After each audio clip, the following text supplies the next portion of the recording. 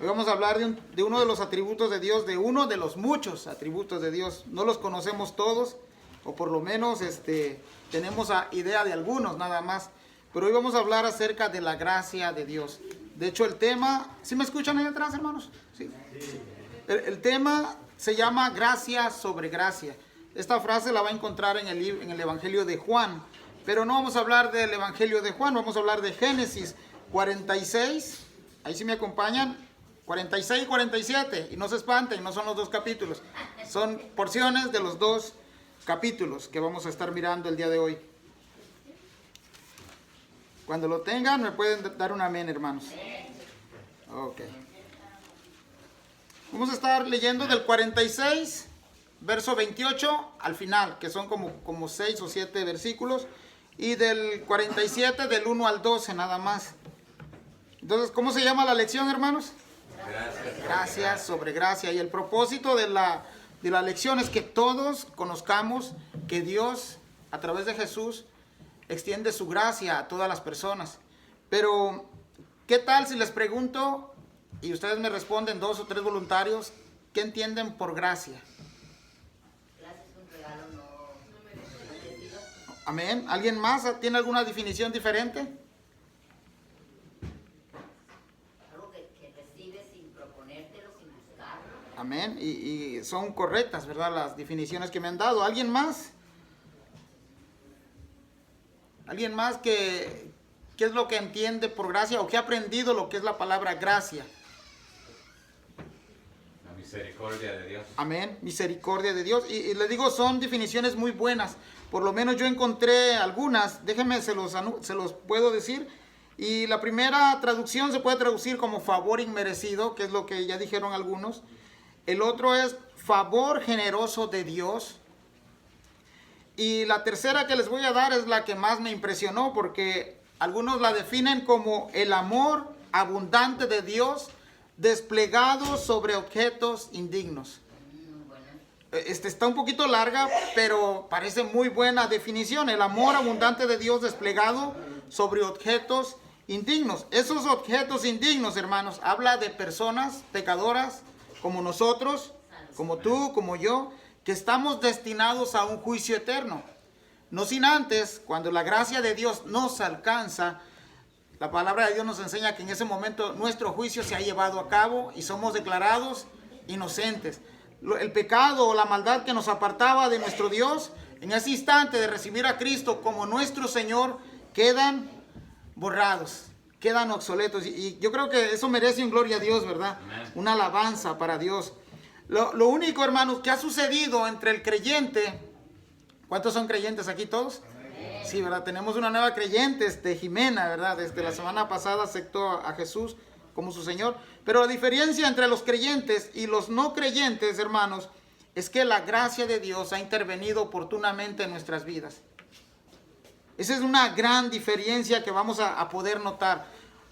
Voy a repetir eso una vez más. La gracia de Dios, hermanos, la diferencia que hace entre los que hemos creído y los que no han creído es que Dios ha intervenido oportunamente para nuestro bien. Dios nos ha destinado ya no como personas indignas de Él, sino que ahora personas que han alcanzado el amor de Dios. Y no porque seamos muy buenos, ¿verdad? Sino que porque Dios en su debido tiempo se reveló a nosotros y Él, como dice Juan, nos ha amado primero. Y después nosotros en consecuencia o en respuesta también le amamos a Él. Amén. Déjenme, vamos a entrar ya en materia. Pero más de alguna vez, hermanos, hemos escuchado la frase. Creo que al hermano José le va a sonar esta frase. Por lo que él se dedica, ¿verdad? Pero ¿alguna vez ha escuchado usted la palabra o la frase quedó como nuevo? ¿Sí la ha repetido? ¿Sí la ha escuchado? ¿O la ha usado? Los que costuran a veces se rompe algo, ¿no? Y comienza a coserlo y después lo extienden y dice, quedó como nuevo. El hermano cuando repara algún carro dice, bueno, quedó como nuevo, ¿verdad? Pero estamos en la época de los dispositivos, de los teléfonos. Y la primera palabra que es cuando se nos daña el dispositivo es, restáuralo como de fábrica. Vuélvelo a restaurar, resetéalo, dicen. ¿Qué más palabras usamos? Pero la palabra resetear o la palabra restaurar es volver a su estado original, o por lo menos acercarse al estado original de las cosas. La gracia de Dios es lo que hace en la vida del hombre.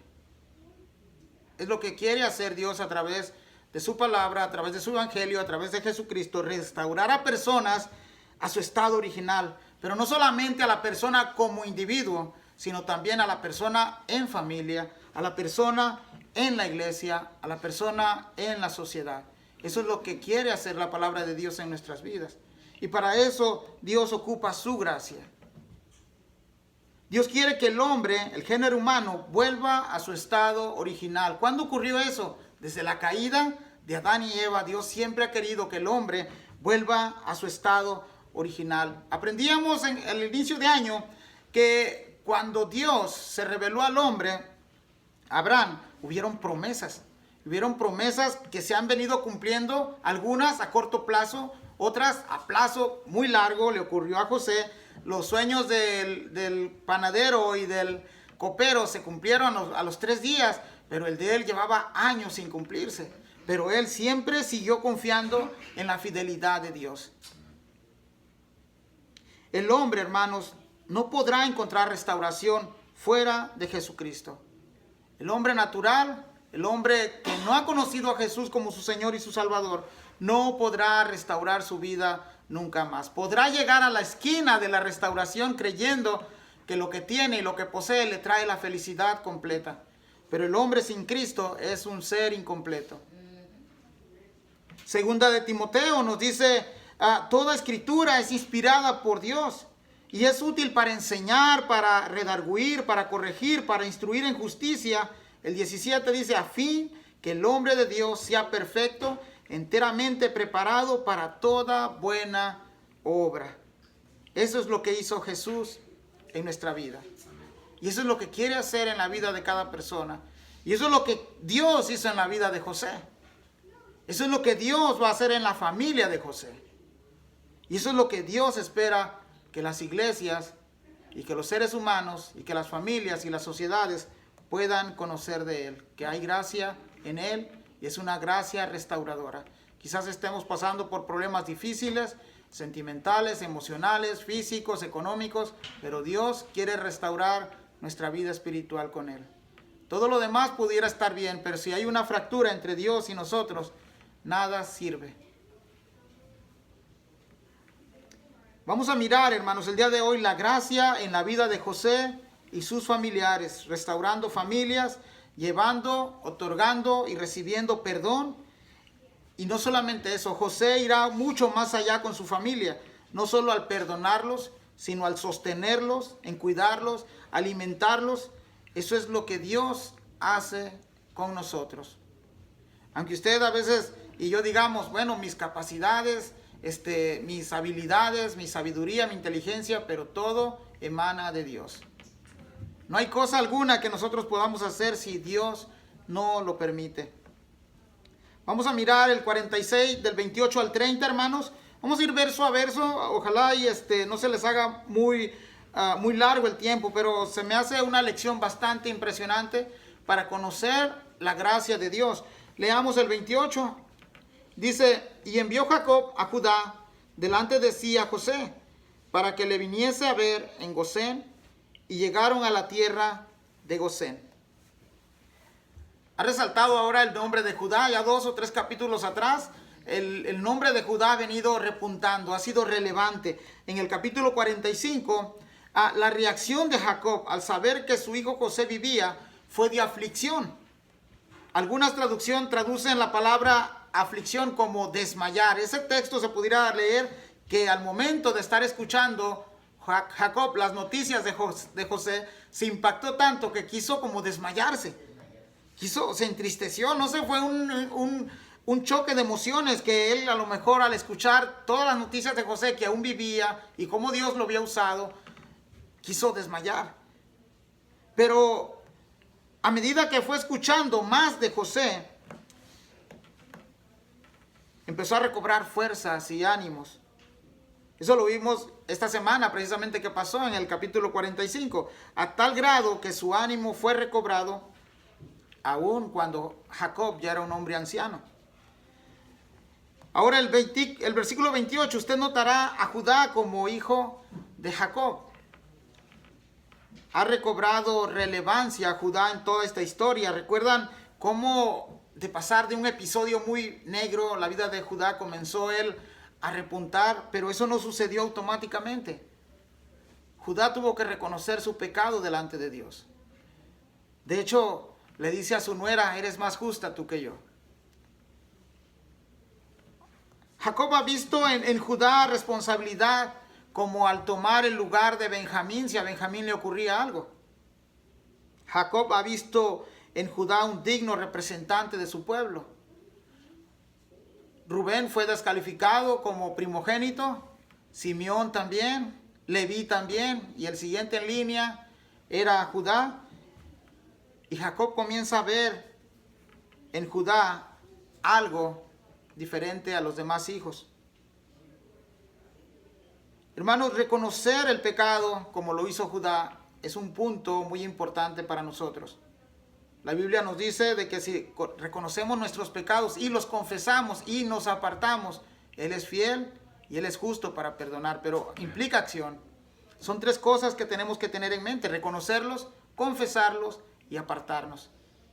Porque muchas personas reconocen su pecado, pero no se apartan de él. Muchas personas solamente dicen que están pecando contra Dios, pero no hacen nada por reconciliarse con Dios y por apartarse del pecado. Judá parece que lo entendió, y aquel episodio con su nuera, parece que Dios lo ha perdonado, lo ha restituido a un lugar de liderazgo y lo ha puesto al frente, no solamente de Jacob, sino al frente del pueblo que venía siguiendo a Jacob.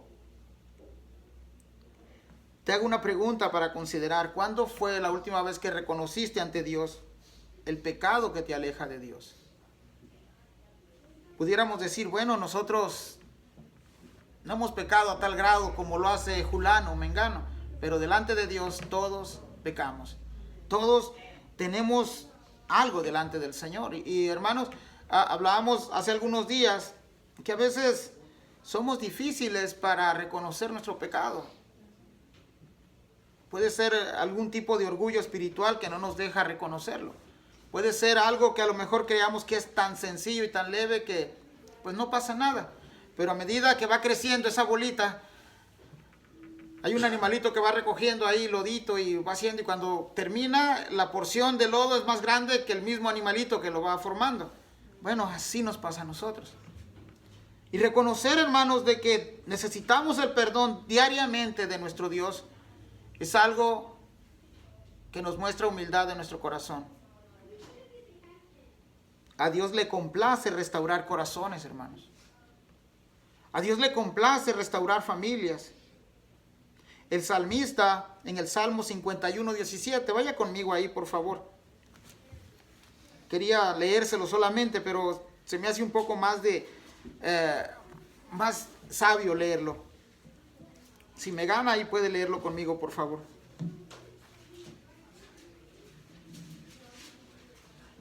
¿Qué 51:17, hermana?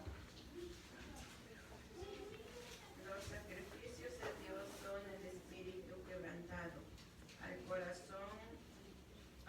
57, número 17, ¿verdad? Sí, hermana. 51, número 17. Al corazón contrito y humillado no despreciará tú, oh Dios.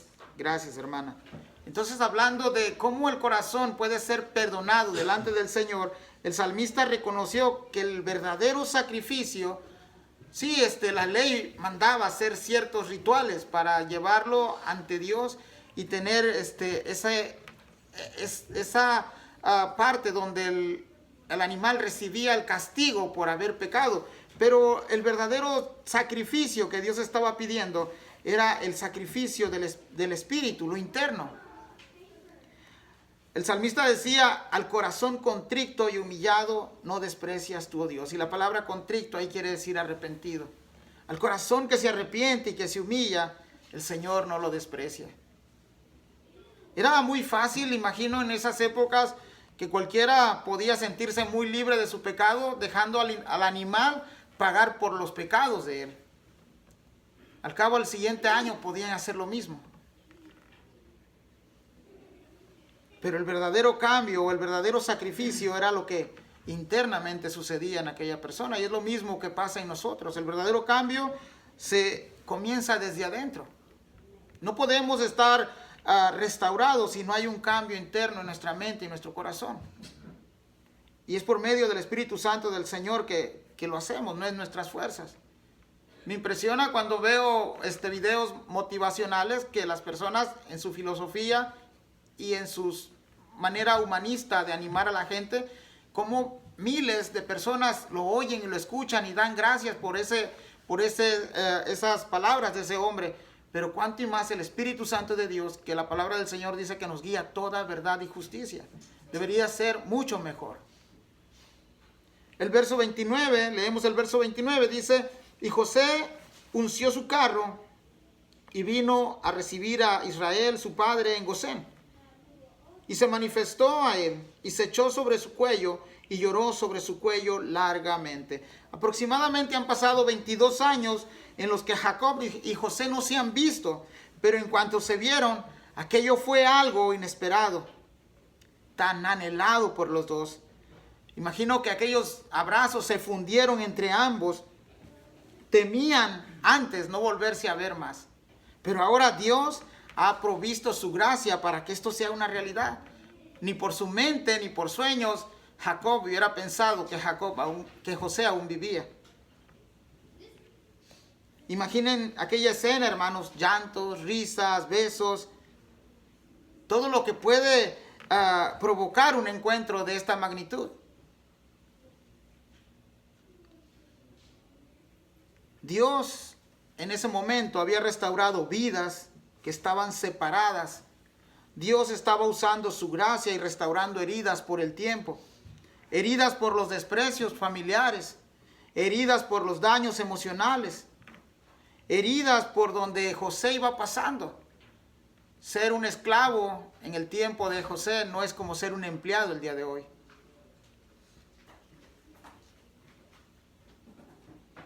Pero al ser restaurados, hermanos, la persona comienza a experimentar gozo, alegría, esperanza. Y es lo que Dios quiere hacer en nuestras vidas. Es más, muchos de nosotros los que estamos aquí hemos experimentado estas cosas. De repente de la tristeza hemos pasado a la alegría, pero es porque Dios nos ha ido restaurando en su gracia. El salmista reconoció, hermanos, esta gracia cuando en el Salmo 23:3 hay una frase y dice: confortará mi alma. ¿Sí la han leído? Esa palabra significa restaurar. Él restaurará mi alma. Es un verso o un capítulo que lo sabemos de memoria. Y dice, confortará mi alma y me guiará por senda de justicia. ¿Verdad que así dice, verdad?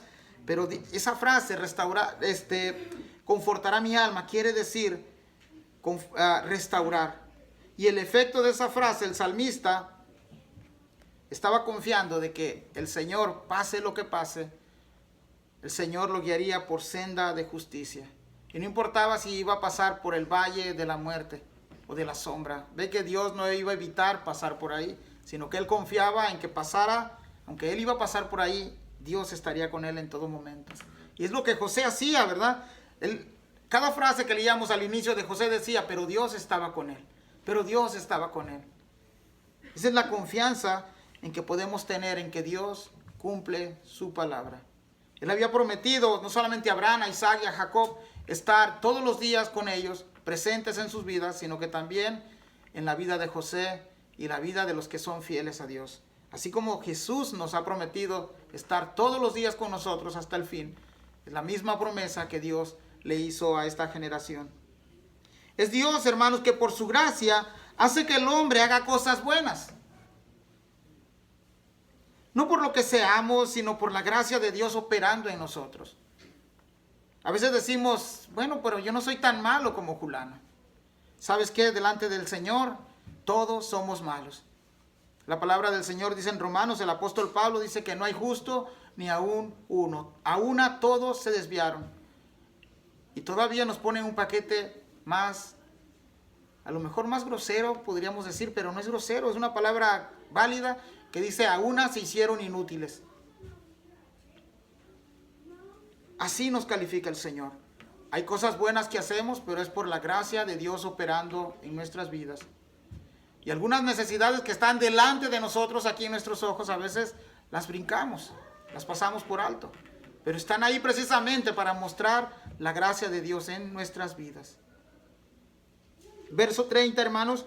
Al verso 30 dice: entonces Israel dijo a José: muera yo ahora, ya que he visto tu rostro y sé que aún vives. En estos versos notará que hay ocasiones que se refieren a la misma persona, usando los nombres de Israel y de Jacob. ¿Ha venido notando estos cambios de nombres? Jacob, Israel. Pero vemos que Israel está aceptando lo que a todo hombre le sucederá en esta tierra, la muerte. El verso 30 dice que ahora, muera yo ahora, ya que he visto tu rostro y sé que aún vives. Hermanos, la muerte ha sido el pago del pecado. Eso fue un decreto de Dios y se mantendrá hasta que el Señor Jesús regrese en gloria.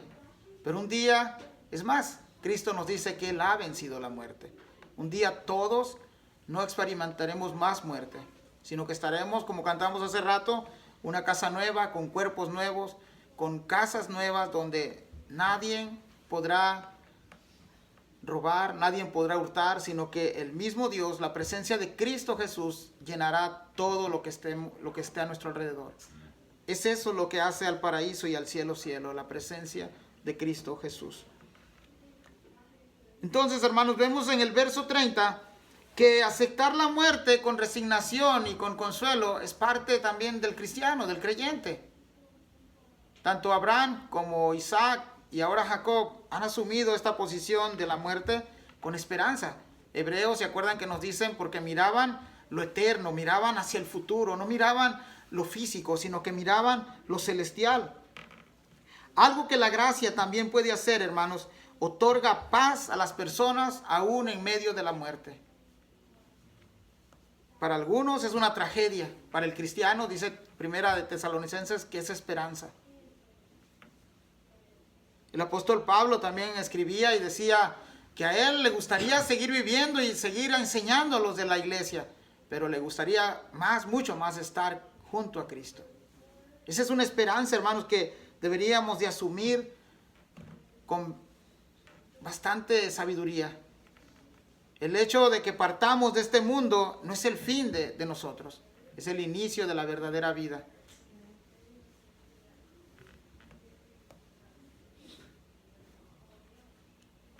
Vamos a mirar el verso 46, del 31 al 34, y cómo José va a ir preparando a sus hermanos.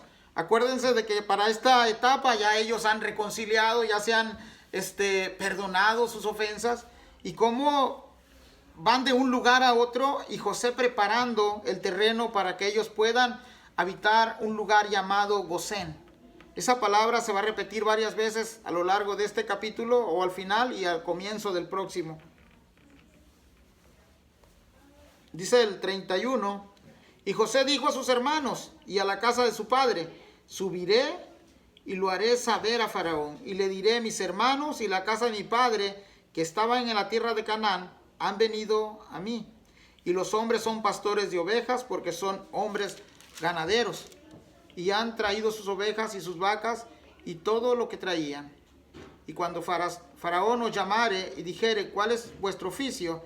Entonces diréis: hombres de ganadería han sido tus siervos desde nuestra juventud hasta ahora, nosotros y nuestros padres, a fin que moréis en la tierra de Gosén, porque para los egipcios es abominación todo pastor de ovejas. Hermanos, Dios llevó a José a Egipto para preservación de vida y de futuras generaciones. Pero si usted observa un poco más, José aprendió la cultura, la historia, la lengua de aquel lugar, no para moldearse a Egipto. Escuche bien eso. Dios nos ha introducido al mundo, pero no para moldearnos al mundo.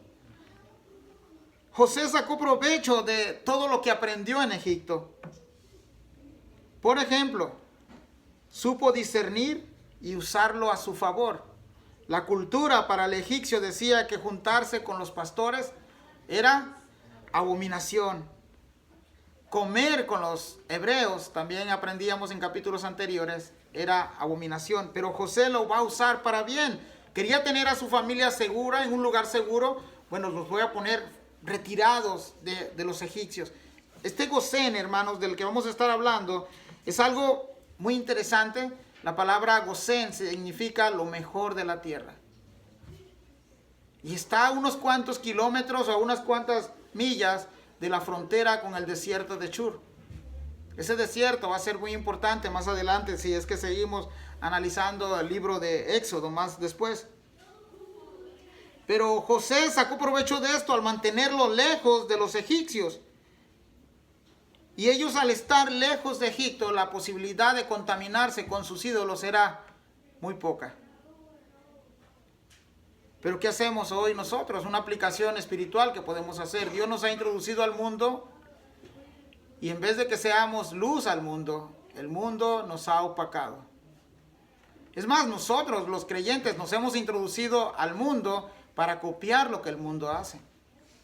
Es más, lo traemos a la casa y lo introducimos a la iglesia y lo enseñamos como algo bíblico. Y tenemos que estar muy atentos a este discernimiento que Dios nos ha dado. Pero este discernimiento, hermanos, lo podemos aprender a través de las Escrituras. No llega simplemente así por una varita mágica. Tenemos que estar escudriñando las Escrituras. Escudriñen las Escrituras, decía Jesús, porque en ellas os parece que está la vida eterna. Hermanos, y en el momento que dejamos de escudriñar, comenzamos a ser presas fáciles para el mundo. José no dejó que su familia estuvieran cerca de los egipcios. Los apartó y no los apartó en un lugar cualquiera. Les decía que la palabra José significa lo mejor de la tierra. Se cree que para este episodio la sequía había crecido ahí, pero en ese lugar se hacían algunos canales de aguas muy importantes. Iba a servir para el riego y el cultivo y para que el ganado pudiera beber agua y ellos mismos pudieran mantenerse. Ahora, el tenerlos lejos de Egipto, en la tierra de Gosén, también no los culparían de espías. Para este momento, Egipto ha sido uno de los países, o en este momento Egipto es el país importante donde hay alimento. Imagino que habían personas que querían saquear y robar alimento en ese momento. De esta manera, José tenía lejos a sus familiares, protegidos, cuidados, en una tierra donde no les faltaría nada. Hermanos, la iglesia, nosotros, no el edificio, nosotros, la iglesia, ha sido destinada por Dios para ser sus representantes en la tierra.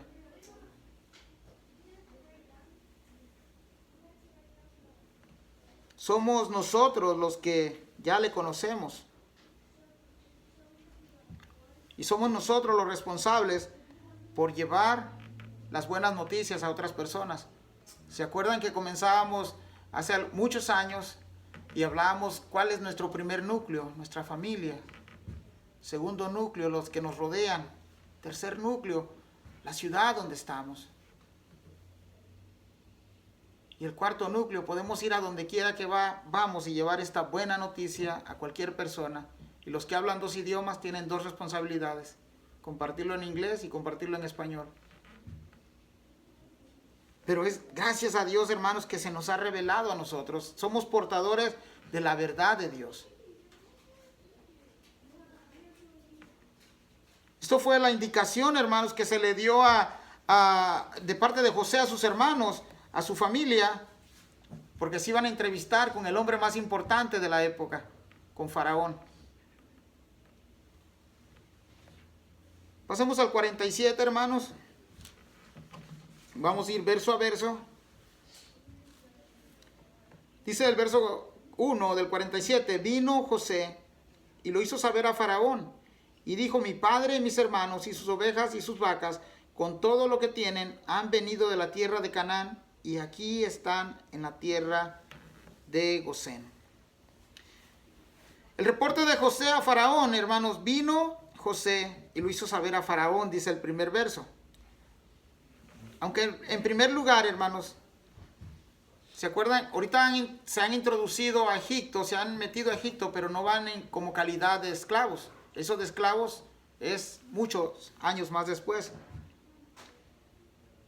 José ha instalado a su familia en lo mejor de la tierra. Digamos de este modo, el mejor hotel de todo el país, Gosén, la familia de José lo está poblando o lo está morando. Y no vienen solo, traen animales, traen ovejas, vacas. Es como si un pequeño país, acuérdense que todavía se va formando este pueblo de Israel, se ha introducido a otro país.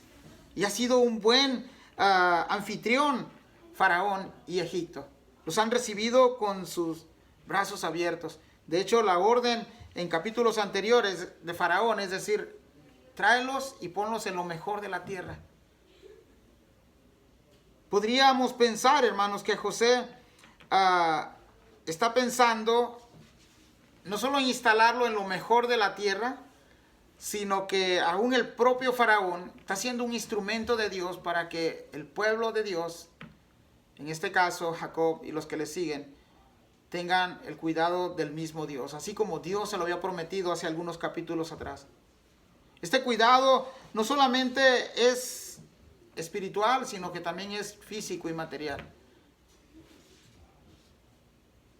Hermano, creamos la verdad de que donde quiera que estamos y donde hemos estado es Dios proveyendo para nosotros. Es más, aún ha tenido el cuidado de los que no creen en Él.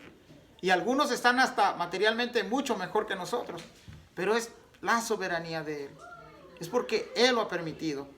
Y hay algo que a veces yo repito mucho, pero hermano, la Biblia dice que nos ha puesto por administradores de todo lo que poseemos. Bueno, de todo lo que poseemos vamos a dar cuenta.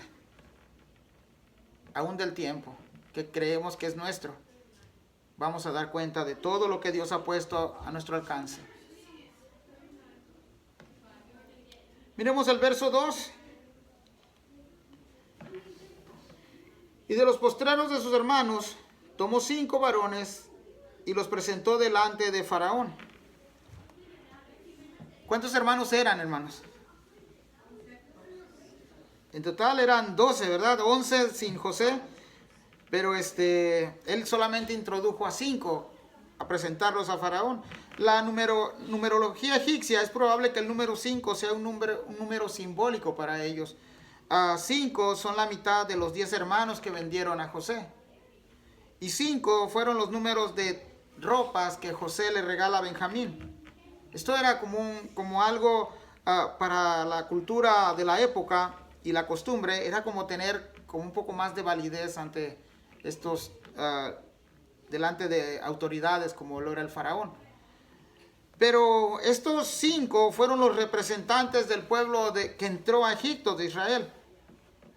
Veamos el verso 3. Verso 3 dice, y Faraón dijo a sus hermanos, ¿cuál es vuestro oficio? Y ellos respondieron a Faraón, pastores de ovejas son tus siervos, así nosotros como nuestros padres. Entonces, hermanos, la misma indicación de José a sus hermanos en el capítulo anterior, lo están repitiendo ellos. Ahora, nos demos cuenta de que aún en nuestros oficios que ejercemos, Dios nos usa para llevar a cabo su propósito.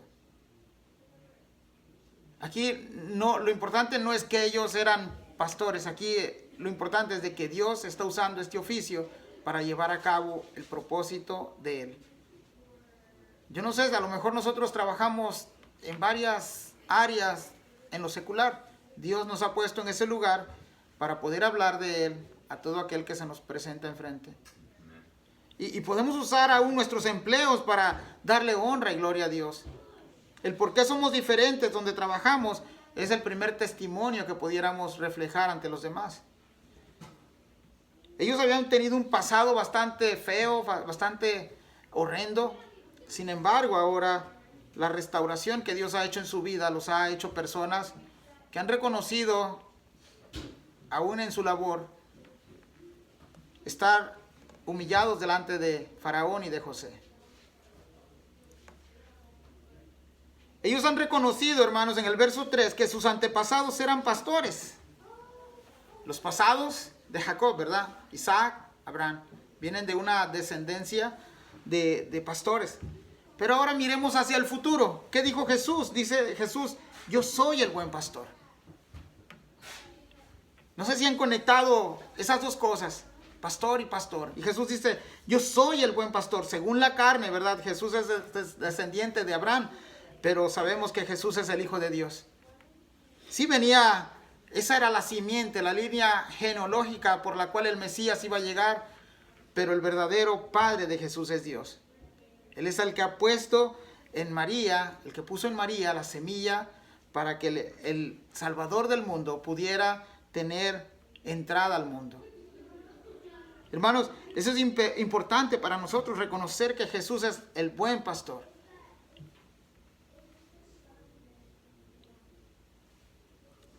En el pasado, Dios había hecho una comparación entre el pueblo de Israel como ovejas.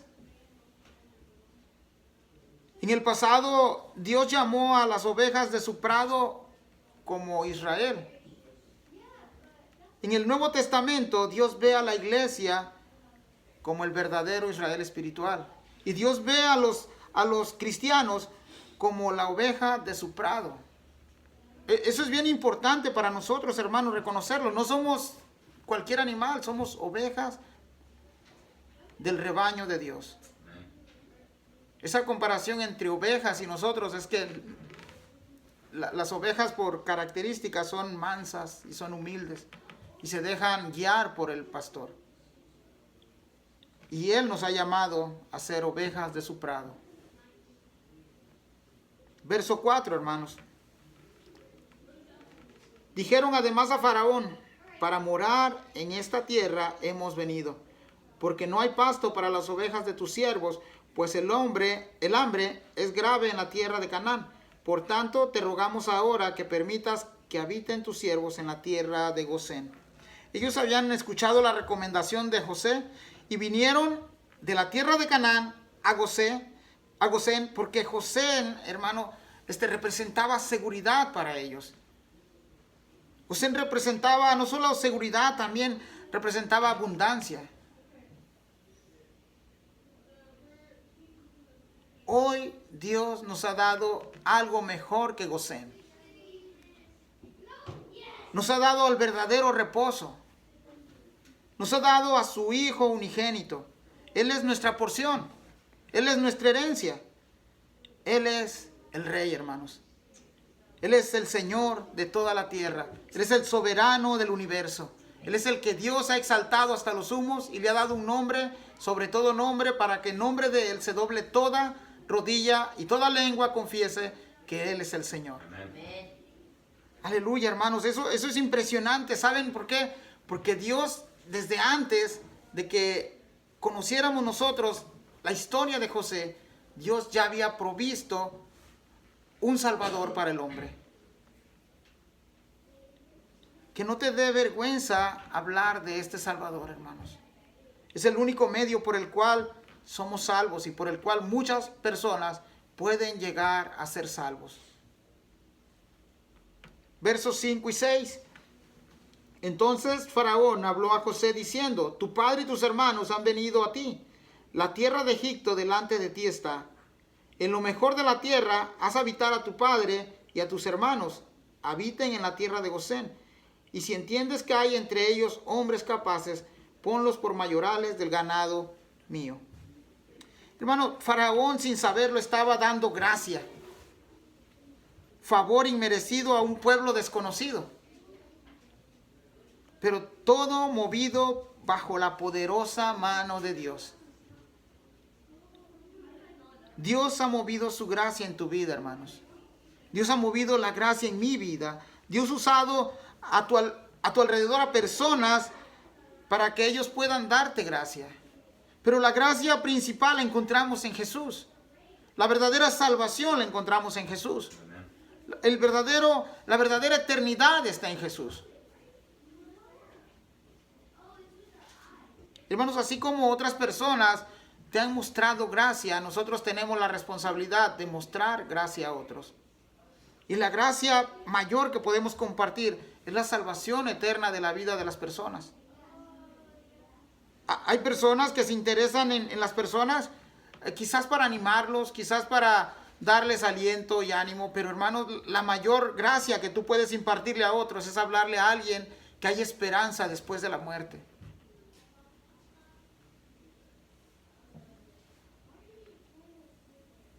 Nosotros podemos decir que es Dios quien da gracia sobre gracia, hermanos. Solamente en Él encontramos, usando a personas para que den a conocer su amor, su bondad a toda raza, a toda lengua, a toda nación. Comparte la gracia de Dios en todo momento. Otros están mostrando a Cristo en la vida de otros, hermanos. Y nosotros tenemos que hacer lo mismo. Así como hemos recibido esa gracia, alguien un día nos habló y nos testificó de esa gracia. Ahora nosotros tenemos que hacer lo mismo. Es algo como en cadena. Alguien te dijo y tú vas y le dices a otro. Y ese otro va y le dice a otro. ¿Sabes algo? El apóstol Pedro nos decía que el Señor había retardado su promesa no porque Él fuera infiel, sino porque es fiel. Pero dice que Él quiere que otros vengan al arrepentimiento. Y no podrán venir al arrepentimiento, el apóstol Pablo dice, si no hay quien les predique. Y si no hay quien vaya y los busque.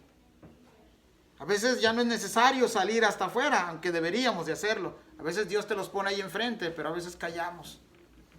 A veces no hablamos. ¿Sabes una cosa, hermanos? Dios en esta mañana quiere restaurar nuestra vida y nuestro corazón. Y no solamente restaurarlo en una manera emocional, sino en una manera de que te levantes y compartas sus verdades. Gracias a Dios porque hay muchos medios cómo lo podemos hacer. Usando la tecnología, muchos somos expertos en usar ya la tecnología, la podemos hacer compartiendo algo, hablándole a alguien. Pero el primer mensaje que tenemos somos nosotros mismos, dando testimonio de nosotros. Casi estamos por concluir, hermanos, pero el verso 47, capítulo 47, verso del 7 al 10, vamos a ir también verso a verso, pero esta parte la he dividido y le he puesto, dos reinos se reúnen.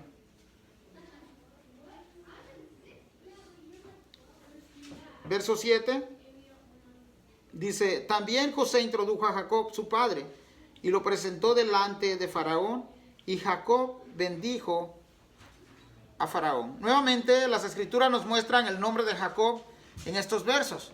A veces Israel, a veces Jacob. Algunas veces usó el nombre de Israel, pero la intención, hermanos, de Dios es mostrarnos que Dios ha venido restaurando y formando ya un pueblo de la vida de Jacob. Más adelante sí ya empezaremos a llamarle Israel. Y por ahí, ocasionalmente, vamos a estar leyendo la palabra Jacob. Pero la intención de José al presentar a Jacob ante el hombre más poderoso terrenalmente de aquella época, de Egipto, es para que conozca a su padre. Pero Jacob hace algo muy interesante, bendice al faraón, dice al final. Pero veamos un poco más allá. Faraón es el rey terrenal de Egipto. Ante él, ante Faraón, pueblos enteros están llegando para rendirle honra. Se ha convertido en el rey más importante de la región gracias a la abundancia de alimento que puede proveer a los demás. Pero delante de Faraón está un hombre anciano, un simple pastor de ovejas, que ha llegado a buscar cómo pasar la hambruna a Egipto. Pero ese hombre, Jacob, representa al verdadero rey. Por eso la división ahí de dos reinos se reúnen. Y cómo es de que Jacob hasta el momento no ha entendido cómo ha llegado hasta ahí, porque acuérdense que había incertidumbre si bajar a Egipto, ¿no? Hasta que el Señor le habla. Pero ya introducido Jacob al país de Egipto, bendice a Faraón. Y esto para nosotros podría ser algo, tal vez algo insignificante, pero es muy importante, hermanos. Imagínense un hombre que ni siquiera todavía ha sido la nación de Israel ha sido consolidada como una nación hasta ahorita, y bendecir al rey más poderoso de la época. Eso es bastante impactante, hermanos. Pero ¿saben algo?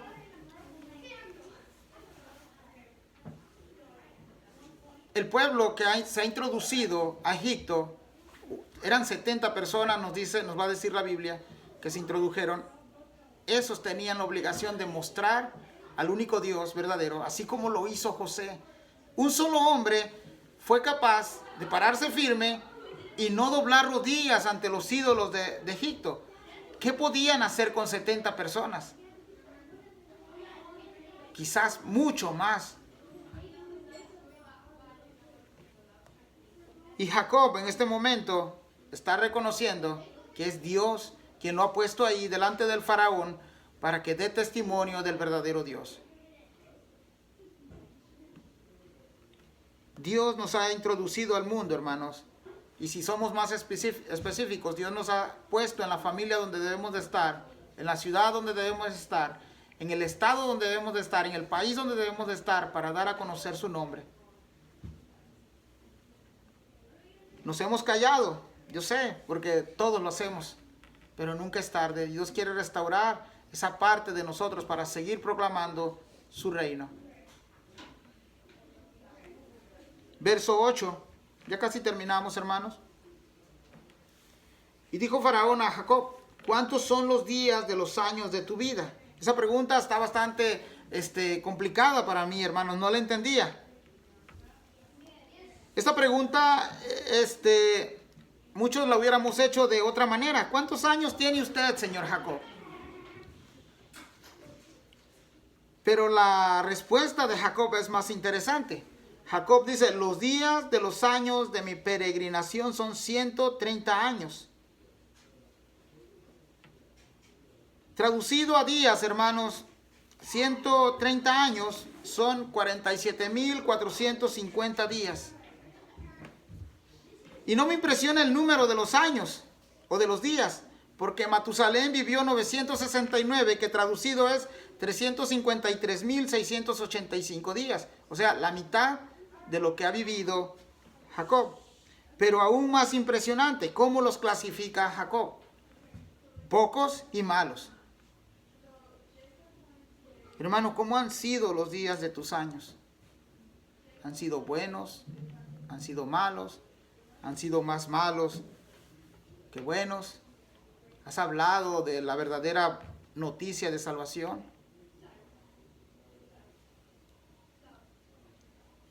Hay algo que resalta en los versos que leímos, hermanos.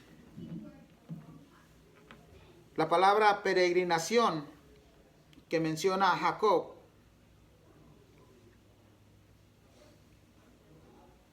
nos hace ver un poco más allá, hermanos. Un peregrino solamente va de paso. Un peregrino no se estanca en el lugar donde ha llegado. Debemos recordar que nuestro hogar no es el mundo. Debemos de recordar que nuestra ciudadanía está en los cielos. Filipenses 3:20 dice: mas nuestra ciudadanía está en los cielos, de donde también esperamos al Salvador, el Señor Jesucristo. Eso impresiona, hermanos, porque a veces nos anclamos en este lugar y pensamos que no vamos a partir. Cantamos hace ratito, ¿verdad?, que queremos estar en esa casa nueva. Tristemente, para llegar a esa casa nueva tenemos que morir. Y algunos, esa palabra morir, es más, la han quitado de su vocabulario la palabra muerte, porque dicen que si la invocamos estamos como invocando la muerte. Pero lo cierto es de que la invoquemos o no, ese día llegará. O al menos que llegue como el día que menciona el apóstol Pablo, el día de Jesucristo. Que algunos dicen que van a morir, pero otros le recibirán estando en vida. Aún así, hermanos, si nos toca partir de este mundo antes de que nuestro Salvador regrese, el apóstol Pablo nos recuerda, ya sea que vivamos o ya sea que muramos, somos del Señor. ¿Cuántos son del Señor aquí, hermanos? Amén. En Hebreos 11, 9 y 10, capítulo 11, verso 9 y 10. Fíjense cómo describe Hebreos el paso de Abraham por la tierra. Dice: por la fe habitó como extranjero en la tierra prometida, como en tierra ajena. O sea, el destino final no era Israel como tierra, como región. Sí, era la tierra donde Dios había prometido que fluía la leche y la miel, pero no era el destino final. Dice el verso 10, porque esperaba la ciudad que tiene fundamentos, cuyo arquitecto y constructor es Dios. Hermanos, eso a mí me alegra mi corazón. ¿Saben por qué? Porque no nos habla de un lugar físico, de una tierra física, donde seguirá habiendo tristeza y dolor y llantos. Nos habla de un lugar donde dice la Biblia que toda lágrima se enjugará. Y que todo lo que Dios nos ha prometido, calles de oro, mar de cristal, la nueva Jerusalén, un día nosotros podemos estar ahí. Y vamos a estar ahí los que han creído. Amén. Es la seguridad y es la palabra de Dios. Casi terminamos. Verso 10, hermanos, del 47.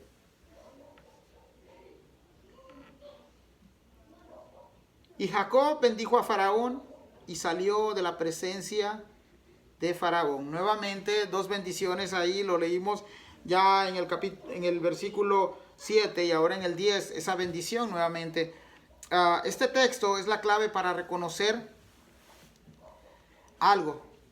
Faraón, quien es el hombre más importante en este tiempo, es bendecido por alguien que aún no es un pueblo oficial.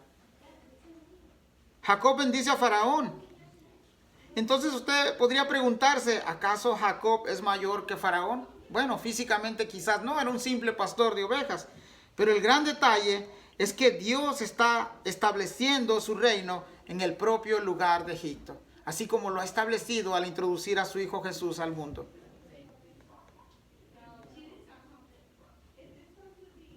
Miremos Hebreos, hermano, vaya conmigo Hebreos 7:7. Este concepto de que el mayor bendice al menor es importante porque para nosotros la mayor bendición que obtenemos viene de parte de Dios. Aquí es Jacob bendiciendo a Faraón, al hombre más importante. Pero ¿qué dice Hebreos 7:7? Y sin discusión alguna, el menor es bendecido por el mayor. Gracias, hermano. Este concepto es lógico ante nuestra vista. Las bendiciones tendrían que venir del mayor al menor. Sin embargo, no es un concepto de edad. Tampoco es un concepto de estatus social.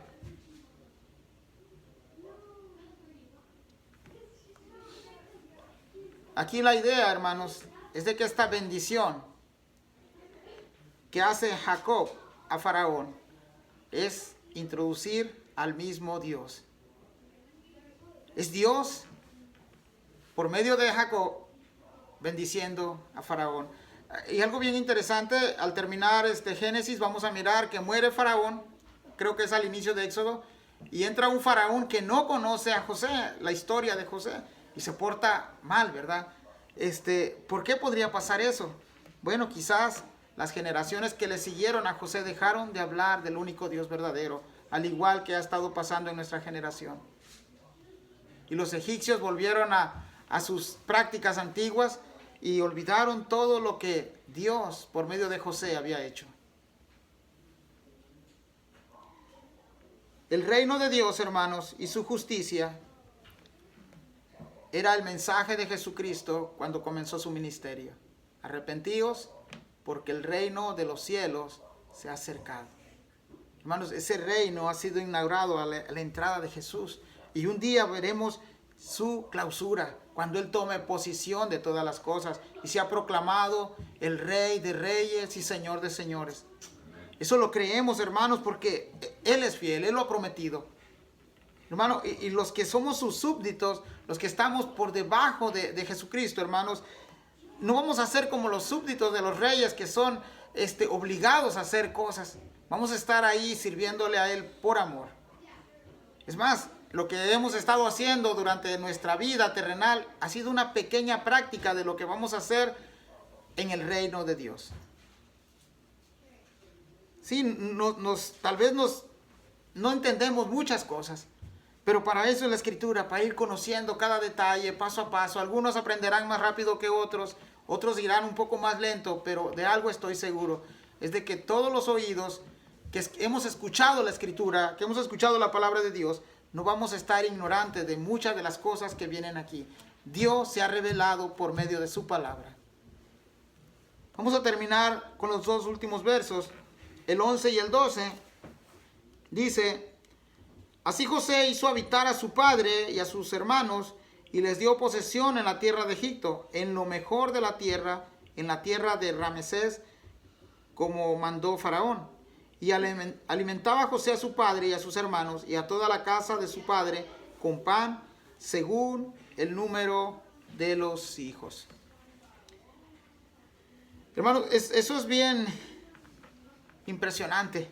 No solamente José ha perdonado a sus hermanos en los capítulos anteriores, sino que ha procurado el bien de ellos. Durante toda la época que vivió Jacob, hermanos, él tuvo al cuidado de Jacob, de sus hermanos y de los que estaban con ellos. Los dos últimos versos que leímos es como Dios mostrando la gracia, su gracia a través de José. Voy a dejar 3 puntos para terminar. No sé si usted lo quiere anotar y si no, pues lo puede escuchar. Pero hermanos, en el primer punto es que José perdonó a sus familiares y se restauró toda la relación. Segundo punto, José fue el proveedor de un lugar para sus familiares. Y tercer punto, José cuidó y alimentó a sus familiares en Egipto. Y me despido con esto, hermanos. Todo fue el resultado de la gracia de Dios.